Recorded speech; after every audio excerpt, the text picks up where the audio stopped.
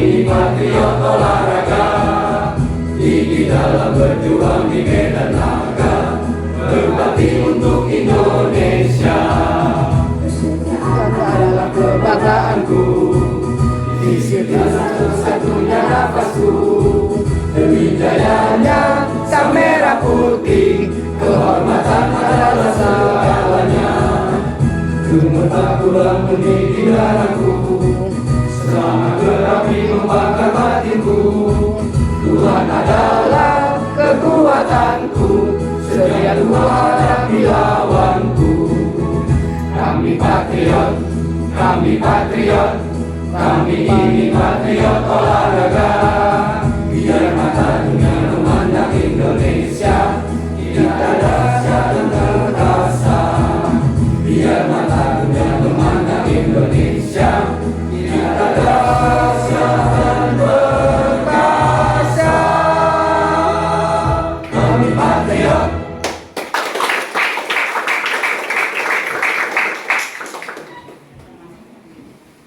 Hadirin persilakan untuk duduk kembali. Alhamdulillah seluruh rangkaian acara sosialisasi dan pelatihan olahraga pickleball telah kita lalui bersama. Kami mengucapkan terima kasih kepada seluruh narasumber, panitia dan peserta atas partisipasinya. Akhir kata, saya selaku MC mohon maaf apabila terdapat kekurangan dalam memandu acara. Dan untuk acara selanjutnya kami serahkan kepada panitia untuk pengisian materi pickleball pada IPM, tim IPM Karawang. Kami persilakan. Baik, terima kasih. Berikan aplaus untuk Bapak Tommy. Lanjut mainin ya. Oke. Enggak. Ininya ditarik dulu, ini harus keluar.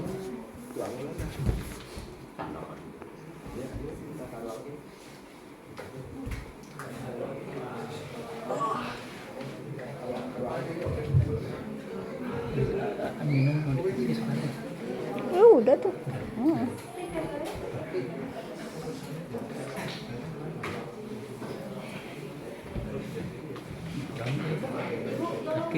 Baru nanti kita kasih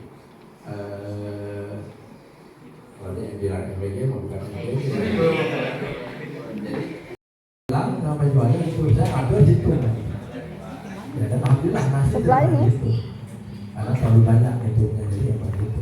Oh nasinya, karena dibayar tetap harus dibayar. Baik, sebelum kita masuk ke materi, ya, karena waktunya hanya sedikit. Mungkin akan sedikit perkenalkan dulu, ya mungkin Pak Rodi bisa lihat dulu siapa sih saya sebetulnya.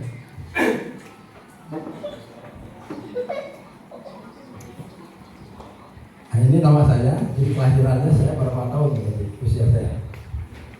Saya kelahiran 96. Ya, jadi 1996 itu berapa tahun? Usia saya? Ya hampir umum bukan Jawa Barat, ya. Nah kalau misalkan di sini ada yang jalur prestasi karate, taekwondo beda, karate pakai taekwondo. Kalau taekwondo itu TI, taekwondo Indonesia, kalau karate 4. Ya. Saya kebetulan sekretaris umum Federasi Olahraga Karate Indonesia Kabupaten Karawang. Ya, jadi 2021 sampai 2025, 2025 nanti 2029. Jadi sekretaris umum Forki. Harusnya kalau nggak salah PJKN ada yang masuk tahun ini. Irfan jurusan apa itu? PJKN. Kelas? Oh kelas E, berarti kelas sebelum akan datang ya? Oke. Ya, itu ya atlet porprov BK yang berkualifikasi yang kemarin. Hanya saya bawa kalau atlet karate pasti saya tahu. Nah mudah-mudahan nanti bukan hanya atlet karate yang saya bawa dan bisa masuk ke universitas negeri itu, nanti di Kebo. Ya, nanti ada kelebihan keuntungan bermain pickleball. Saya juga sebagai sekretaris umum di Pesindu Karate Indonesia Kabupaten Karawang. Ya, itu. Nah, satu hal lagi mungkin ini pengetahuan buat kalian yang kalian mungkin jarang menemuinya. Saya juga sebagai ketua cabang olahraga di National Paralympic Komite Indonesia (NPCI). Yang paham NPCI? Belum apa-apa NPCI. Nah, kalian harus tahu, NPCI itu adalah suatu organisasi sama seperti KONI yang membidangi olahraga prestasi untuk orang-orang difabel. Ya, orang-orang difabel. Saya kalau bawa tim ini oleh Dr. Habibie, Fakultas Ilmu Keolahragaan, Ilmu Keolahragaan, PIKES ya. Ya, itu ada beberapa, termasuk Muhammad Abbas, ya, dan angkatannya. Itu yang selalu sering saya bawa untuk mendampingi anak-anak NPCI untuk ikut Porprov. Porprov itu kalau di NPCI itu Peparnas. Jadi Pekan Paralimpik Daerah. Kalau nasional, Peparnas, Pekan Paralimpik Nasional. Kalau internasionalnya Paralimpik. Ya. Kalau kita Olimpiade, kalau mereka Paralimpik. Ya, bonusnya sama. Ya. Cabang olahraganya apa saja? Nah, nanti kalian silakan baca literatur terkait dengan masalah NPCI. Saya kebetulan pengurus di NPCI Kabupaten Karawang sampai 2029. Ya, nah itu untuk olahraga mah perlu, karena nanti kita butuh tenaga-tenaga olahraga, terutama dari ilmu keolahragaan ya, dari PJKR untuk mendampingi atlet nanti. Dan bisa jadi nanti kalian ditempatkan sebagai guru olahraga di sekolah luar biasa. Harus bisa. Dan harus bisa menggali potensi mana yang bisa dikembangkan. Ya, nah itu sebelumnya tentang itu. Baik, kita akan masuk ke materi berikutnya, itu materi tentang apa itu pickleball. Tadi sudah ada slide ya, ada highlight dari beberapa video ya, sudah tadi ditampilkan oleh Pak Rodi ya. Yang di belakang sana itu Pak Ahmad Rodi, itu beliau adalah Sekretaris Umum IPF Kabupaten Karawang. Tepuk tangan dulu untuk Pak Rodi. Jadi beliau ngumpet ya, sebenarnya beliau juga pejabat di IPF. Masuk materi aja mungkin Pak. Oh,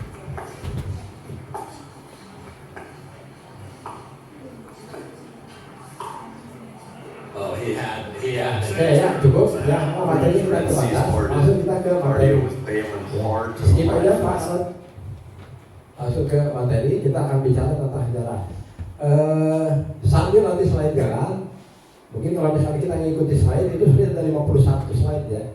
Itu tidak akan mungkin cukup. Kita sampai jam 3 atau asar jam berapa? 15, 12 ya, 12.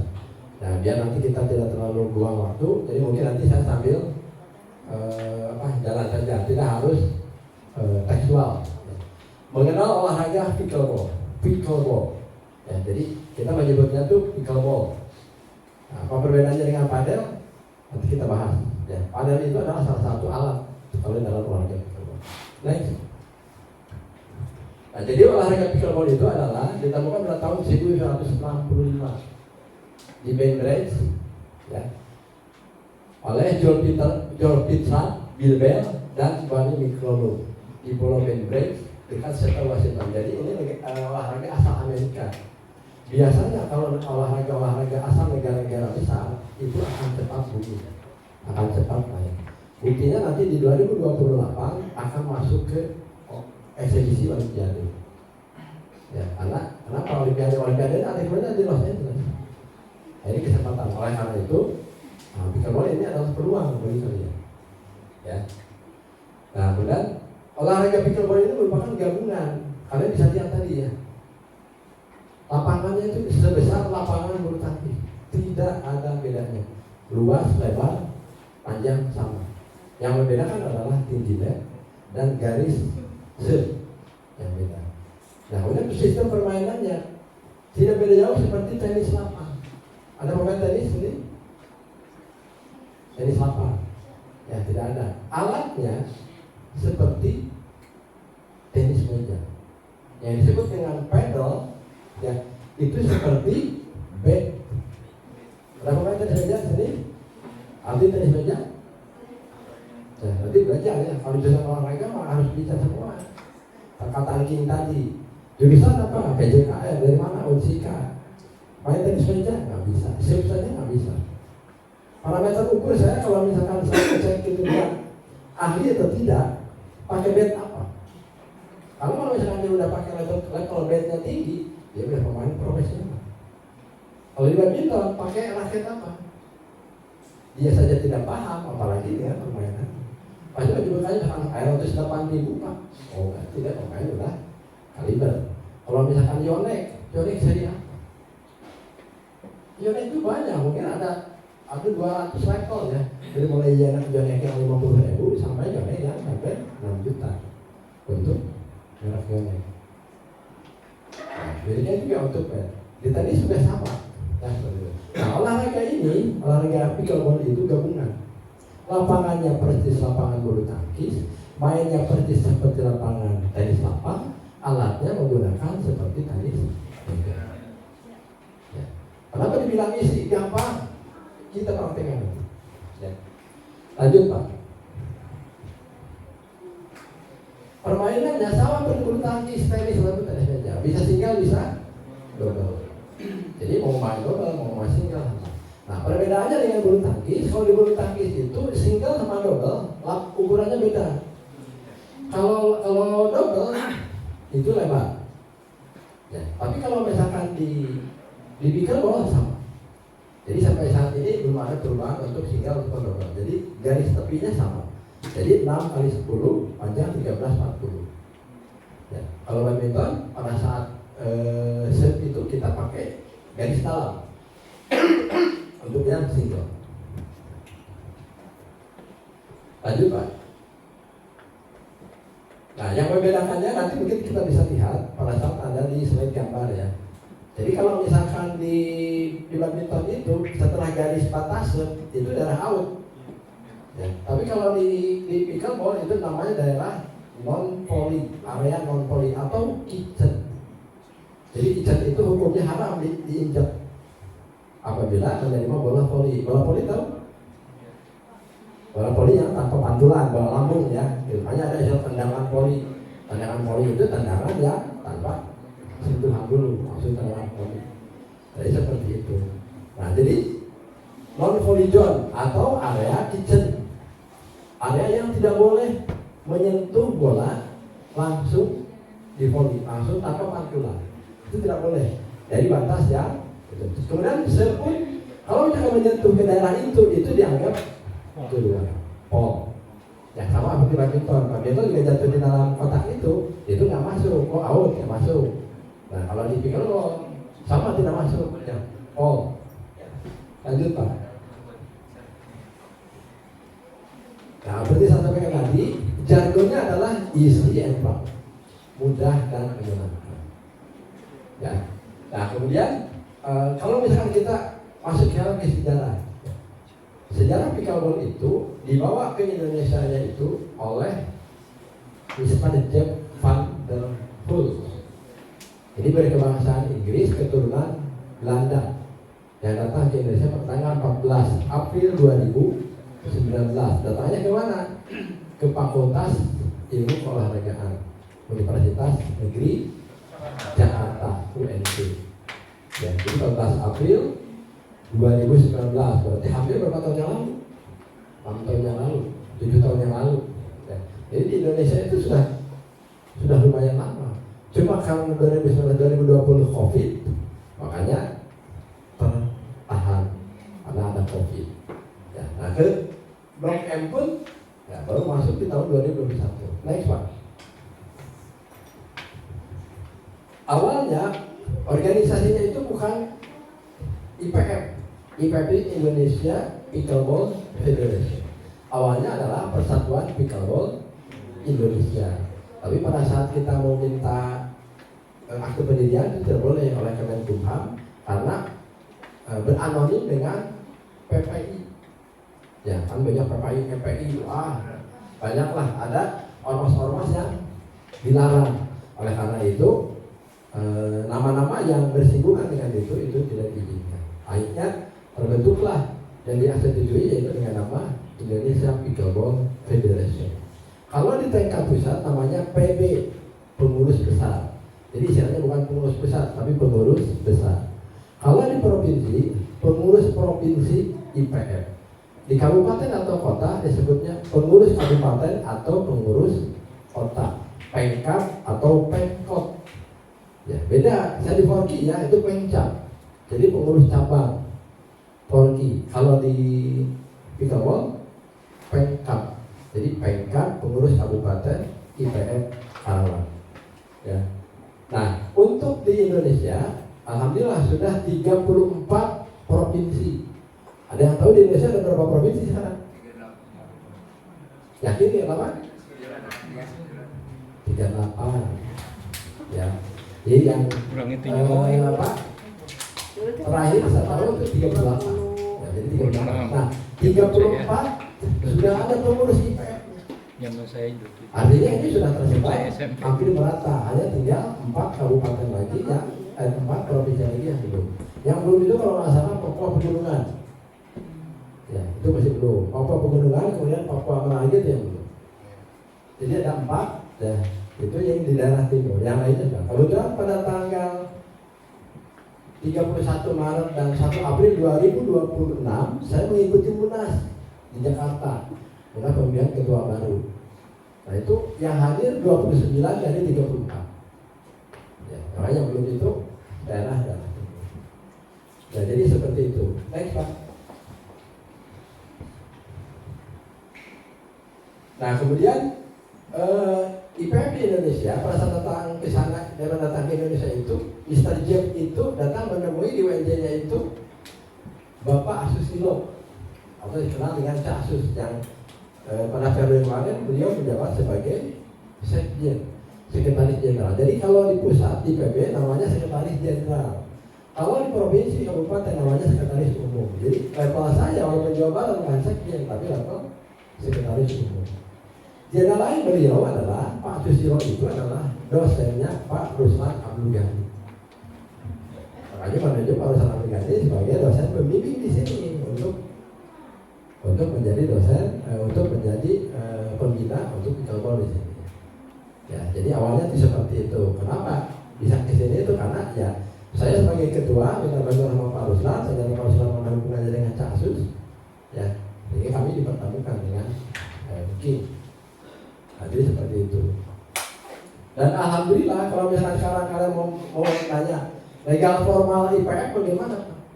Sudah diakui KONI terhitung sejak 13 Maret 2023 di Jakarta.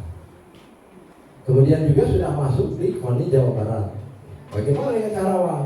Sudah masuk KONI Karawang 1 Februari 2024.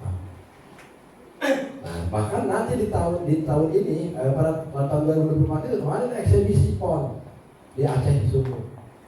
Ya, di Aceh Sumut ada eksebisi PON. Di 2026 ini ada eksebisi PON. Ya, harusnya kepengurusan kalau misalnya kepengurusannya kemarin lincah, ya kepengurusannya sebelum kami lincah harusnya sekarang PON. Tapi karena kemarin ada miskomunikasi sehingga tahun ini dijadikan sebagai cabang olahraga eksebisi yang berlokasi di Gorjorta, Narogong, Kota Bekasi. Tanggal berapa? 8, 10, 11 November 2026. Oleh karena itu, kalian pasti punya harapan. Nanti Karawang sendiri belum melakukan seleksi atlet untuk eksebisi pokok. Kapan seleksinya? Kemungkinan di pertengahan bulan Juli pada saat libur sekolah. Sekarang bulan April, Mei, Juni, 3 bulan kalian belajar. Nanti kalian lolos, usianya tidak boleh lebih dari 23 tahun. Gitu. Nanti kalian bisa turun di eksebisi pokok. Juara eksebisi pokok PON 2028 di NTB. Lolos PON 2028 NTB, ikut eksebisi di Los Angeles untuk Olimpiade. Jadi terbuka untuk kalian. Ya, next Pak.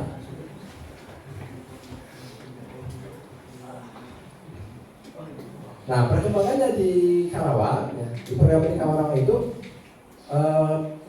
kita diberangkatkan tahun 2021, yaitu berlokasi di kompleks perumahan kami di Perumnas Blok M, Jambe. Ya. Nah, kita mengenal pada saat itu datang Pak Susilo, dosennya Pak Ruslan ke tempat kami untuk sosialisasi di lapangan, ya dari sore sampai malam. Ya, kemudian kita mencoba diskusi dengan teman-teman dan ternyata ini gampang. Ya, saya gampang. Saya bukan atlet profesional bulu tangkis, saya bukan atlet profesional tenis lapangan. Hanya sekadar bisa tenis lapangan, bulu tangkis, tenis meja bisa. Tapi bisa profesional di karate, karena itu karate. Tapi saya menganggap ini gampang, dan ini peluang. Saya ambil, kita ambil. Ya, karena kenapa? Seperti tadi ingin sampaikan, cabang baru peluang kalian terbuka. Menjadi atlet, menjadi pelatih, menjadi wasit.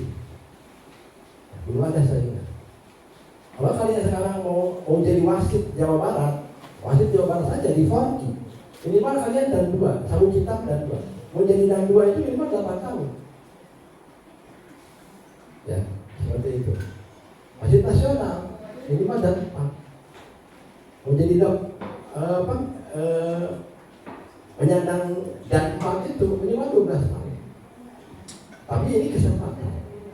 Ya, kita tidak melihat dari mana. Nanti pada saat ada pembukaan pelatihan perwasitan, silakan kalian ikut. Ya, untuk modal, baik modal untuk kalian sendiri ataupun untuk orang lain. Lanjut Pak. Nah, tadi saya sampaikan bahwa kita sudah resmi menjadi anggota KON. Ya, lanjut.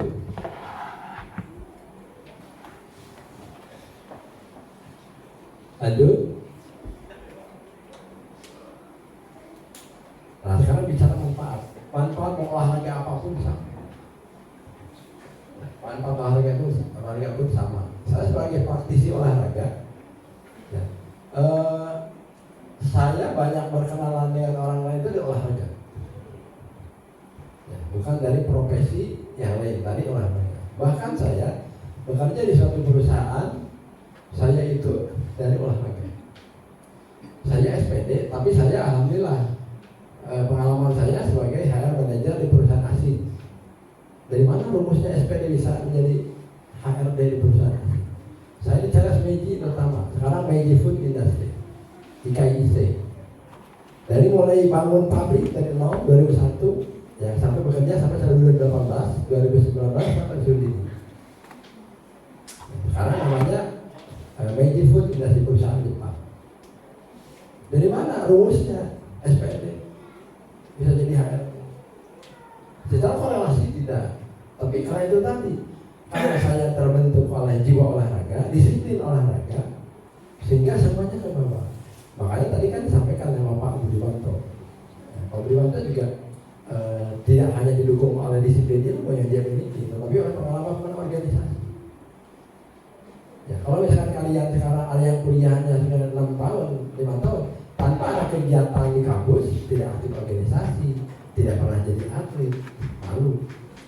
Karena sesungguhnya kuliah tatap muka itu 3 tahun selesai. Cuma tahu sekarang PJKR itu ada PKR nggak? Praktek aja. Adanya itu di FKIP itu tuh yang PPG. Enggak, setelah PLP. PLT. PLP. PLP. Praktek apa kan? Iya gitu. Nanti jadi di sekolah-sekolah. Di sekolah-sekolah. Berapa semester? Semester 6 kalau nggak salah. Semester 6. Ya. Oh, ya berarti mungkin itu praktek aja. Kan bedanya angkatan kalian dengan angkatan saya. Angkatan saya itu angkatan IDIP tahun 90. Lulus itu saya dapat 2 ijazah. Satu sarjana, satunya lagi akta 4. Kalau sekarang mau dapat akta itu sertifikasi ya harus PPG 1 tahun prajabatan. Itu baru dapat kalian SIP, surat izin mengajar. Kalau zaman saya enggak, saya kuliah langsung dapat 2 ijazah. Nah, saya 6 tahun, karena kenapa? Semua organisasi dari itu. Tapi kalau misalkan hanya kalian dari CH datang, duduk, cicing, helai 3 tahun setengah selesai. Dan IP harus di atas 3. Kalau misalkan yang kuliahnya begitu. Tapi kalau misalkan yang kuliahnya gabung dengan organisasi sana itu wajar kalau misalkan di bawah 3. Tadi Pak Budi bilangnya 2. Alhamdulillah kalau saya 3,3. Ya, saya mengikuti berbagai kegiatan organisasi. Dari mulai karate, boxer, bulu tangkis, sepak bola, voli,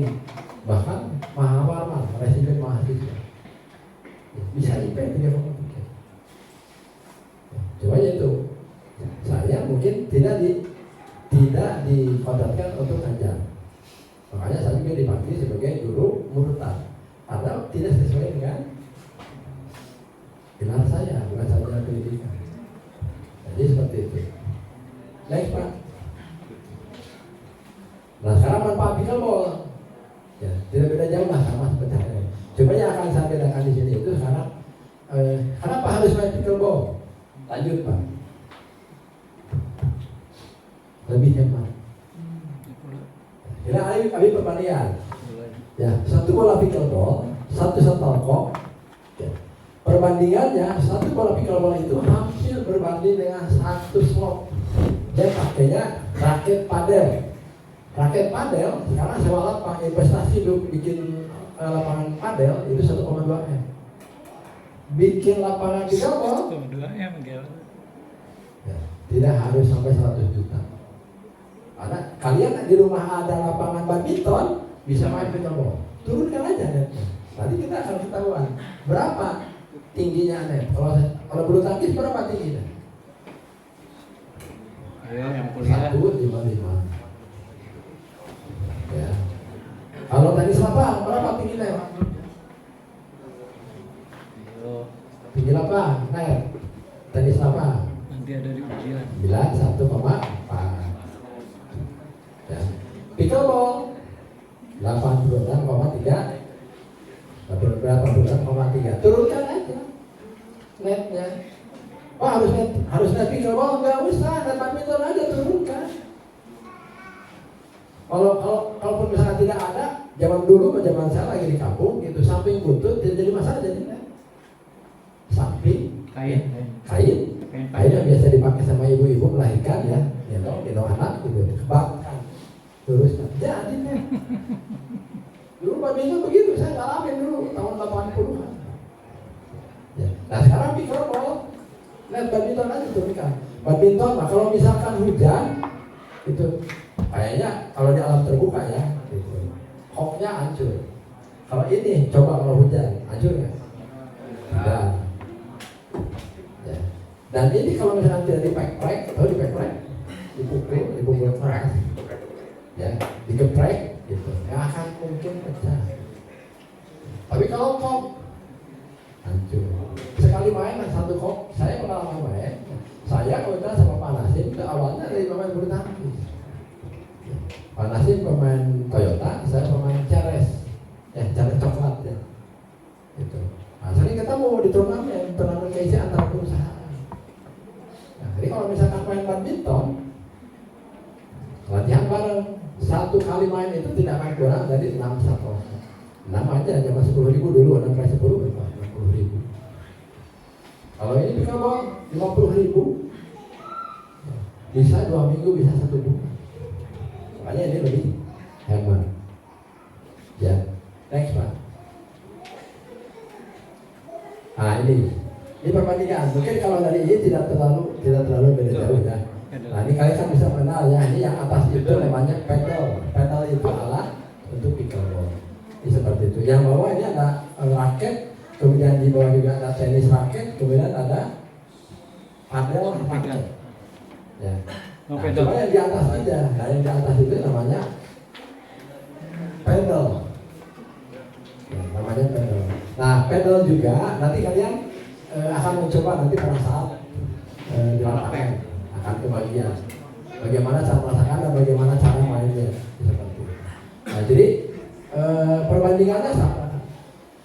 Kalau kalian penasaran, mau yang berapa gitu, search jadi itu di Shopee, kalian lihat pedal pickleball muncul mau harga yang berapa, dari mulai 200.000 sampai 5 juta. Jadi nanti tenang. Nah oleh karena itu, waktu pertama kali kita memperkenalkan, dulu masih jarang, 2021 masih jarang. Karena satu yang biasa saja, ini seri yang merah itu harganya 750. Saya dulu sama pengurus, gitu, panggil tukang kayu, kemudian beli multipack yang 1,2. Kemudian dijual sampai dapat 32 untuk sosialisasi pickleball. Sekarang di di gudang di sana mungkin masih ada 20. Tidak saya bawa ke sini karena ya mungkin zamannya udah beda ya. Waktu kita sosialisasi dengan kita di komplek masih pakai itu. Sekarang kita bawa yang sudah lumayan. Temen jental namanya. Nah ini dari sisi kelebihan main pickleball itu lebih. Lanjut Pak. Nah kita masuk ke istilah-istilah di dalam pickleball. Tidak terlalu beda jauh, ya. Cuma ada istilah-istilah yang lebih spesifik. Pertama service, serve. Ya. Nah serve itu bola pertama dipukul memantul ke area lawan.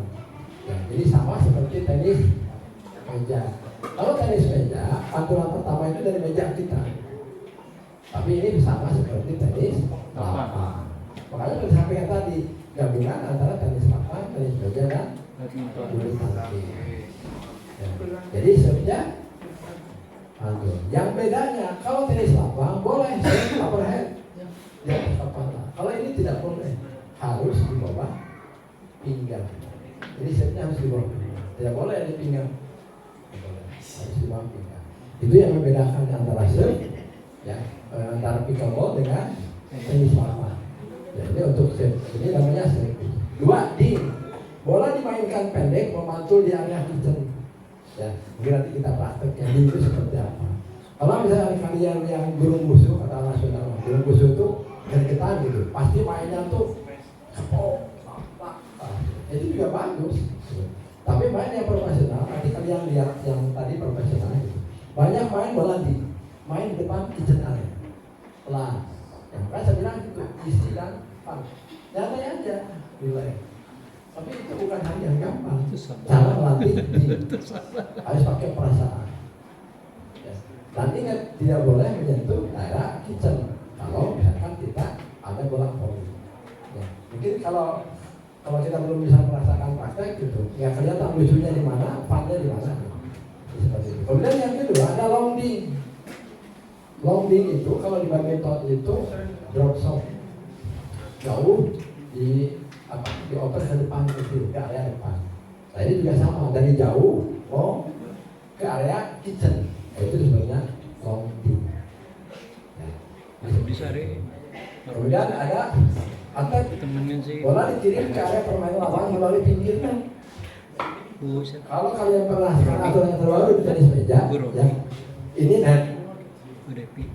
Suruh nemen ya, di bola ke sini, tunduk sama saya dikesinikan. Dari suruh sini masuk. itu boleh.